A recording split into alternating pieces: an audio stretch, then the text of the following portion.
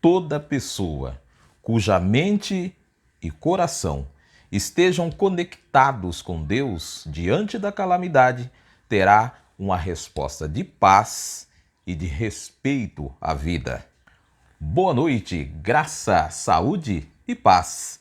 Eu sou Donizete Silva, o Zete, com você, política e cidadania.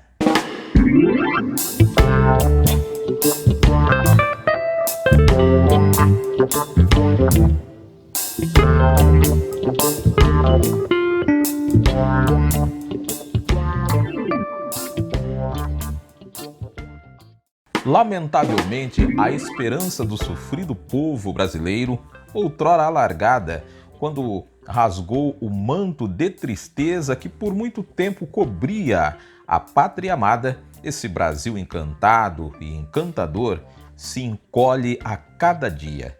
Diante dessa pandemia e da inaptidão do governo federal que relativiza o problema e perde com isso a oportunidade de não só assumir a responsabilidade de coordenação nacional do combate à pandemia, mas de suprir uma lacuna diante da ausência de liderança desta largueza.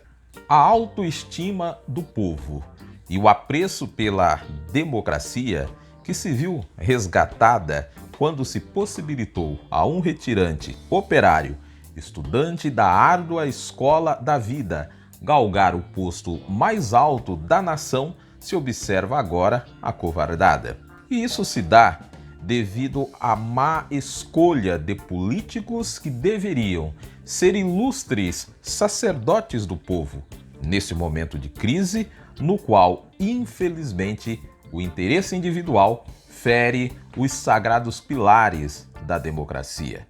Ocorreu vir à mente a lembrança da renovada esperança, do espírito de luta de nosso povo, da certeza de que as mulheres e os homens públicos não são todos iguais, que ainda temos nesse país políticos como José do Egito.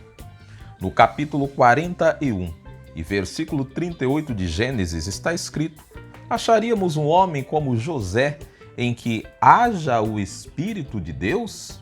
E o rei lhes disse: não poderíamos achar ninguém melhor para dirigir o país do que José, um homem em quem está o Espírito de Deus. Esse texto demonstra a satisfação de Faraó por haver tido o auxílio de uma pessoa comprometida com os interesses de seu povo num momento de grave crise. Observa-se nos registros bíblicos que a crise foi vencida com o planejamento que se deu a partir da interpretação de José a dois sonhos que Faraó teve, nos quais apresentaram-se 7 vacas gordas e 7 espigas cheias, que eram devoradas por outras 7 vacas magras e 7 espigas miúdas. Faraó sonhou por 2 vezes seguidas. Primeiro, estava em pé junto ao rio Eufrates, à sua época, o mais importante rio da Ásia Ocidental, em cujas margens havia, além da cidade babilônica, numerosas povoações e contingência populacional. Das margens do rio, que subiram 7 vacas bonitas e gordas e pastavam na planície, abruptamente saíram do mesmo rio outras 7 vacas feias, extremamente magras, e comeram as 7 vacas bonitas e gordas. No meio da noite, Faraó acordou assustado, mas dormiu novamente e teve outro sonho idêntico ao primeiro.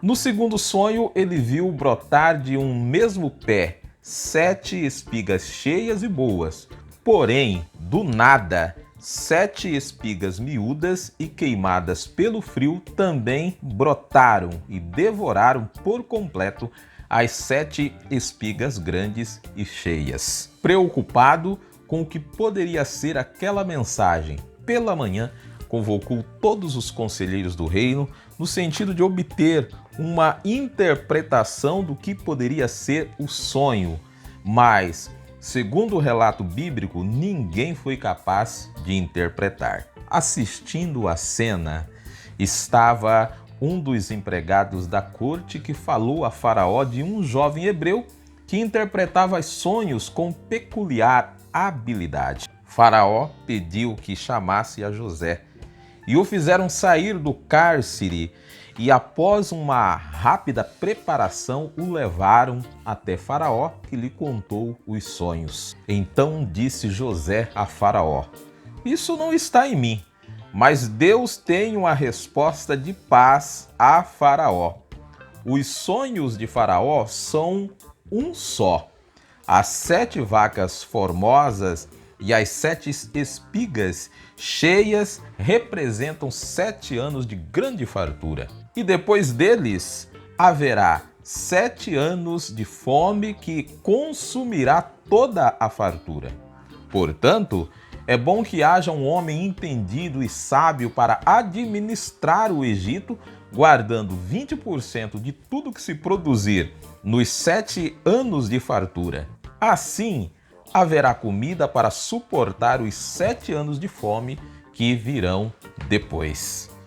Então disse Faraó: "Não há outra pessoa mais adequada como José, em quem haja o Espírito de Deus para gerenciar essa crise que há de vir." Assim, com 30 anos de idade, José começou a governar o Egito. Depois dos 7 anos de fartura, começaram a vir os 7 anos de fome.